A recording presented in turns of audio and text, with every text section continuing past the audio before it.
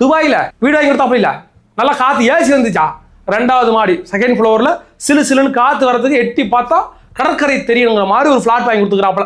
அதுக்கு யார் வாங்கி கொடுத்தா எனக்கா தெரியும், அது ஏன் வேலையை நம்ம பார்த்துட்டா பண்ண முடியும். யாரோ ஒரு ஆளுக்கு வாங்கி கொடுத்துருக்காப்புல, கார் நல்லா ஓட்டுங்கிறதுனால சென்னையில் கார் ரேஸ் வச்சுக்கிறாப்புல. இந்த தூய அன்பு எங்கெங்க கிடைக்கும்? தன் ஒரு பொண்ணு மேலே ஒரு லவ்வாக இருக்கிறோன்னு வைங்களேன், பிஸ்கட் வாங்கி கொடுப்பீங்களா, டேரி மில்க் வாங்கி கொடுப்பீங்க, ரோஸா வாங்கி கொடுப்பீங்க.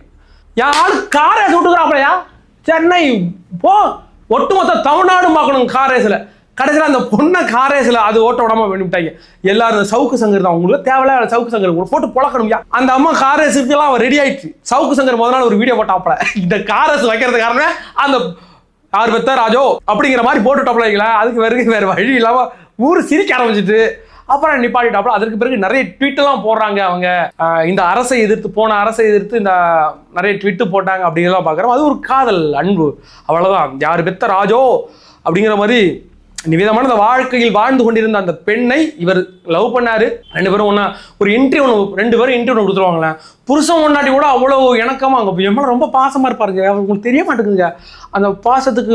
ரொம்ப கேஷுவலாக நடப்பாருங்க, ரொம்ப கேரியாக நடந்துக்குவாருங்க. இந்த கேரிங் மண்ணாங்கட்டியை அவர் பொண்டாட்டிகிட்ட காமிச்சதுனா நல்லா இருந்திருக்கும். என்ன கேரிங்க மண்ணாங்கட்டி கேரிங்களா நடந்து போச்சு. இப்படியாக இவருடைய வாழ்க்கையை நோண்டி பார்த்தோம்னா ஸ்ரீரெட்டி, அதுக்கு பிறகு அது எது துபாய் குறுக்கு சந்தில் ஒரு வீடு வாங்கி கொடுத்தாப்புல அது, அதுக்கு பிறகு ஆண்ட்ரியா மேலே ஒரு இஷ்யூ, அந்த ஒரு இஷ்யூ ஓடிக்கிட்டு இருக்கு. பால்டாயில் குடித்த கதை ஒன்று, இப்படிலாம் ஓடிக்கிட்டு இருக்கும்போது வந்துச்சு பாருங்க. அடுத்த தலைமுறையில் முதல் தலைமுறைன்ட்டு இன்பன் ஏதோ ஒரு பொண்ணை பிடிச்சி கேஸ் அடிச்சுட்டாப்புலன்ட்டு அதை போட்டு அடிச்சுட்டு இருந்தாங்க. அதுக்கு இது உதயநிதியுடைய மனைவியை விளக்கம் கொடுத்தாங்க. அது ஒரு ஏஜ்டு பர்சன், அவர் அடல்ட்டு. அந்த பையன் என்னுடைய பையனுக்கு அவருடைய எல்லா உரிமையும் இருக்கிறது. என் பையன் யாரோ ஒரு முத்தம் கொடுத்துட்டாங்கன்னா அது ஒரு காதல் அன்பு தானே. திமுகவில் யாருக்கு முத்தம் கொடுத்தாலும் அன்பு தாயா, அது உங்களுக்கு புரிய மாட்டேங்குது.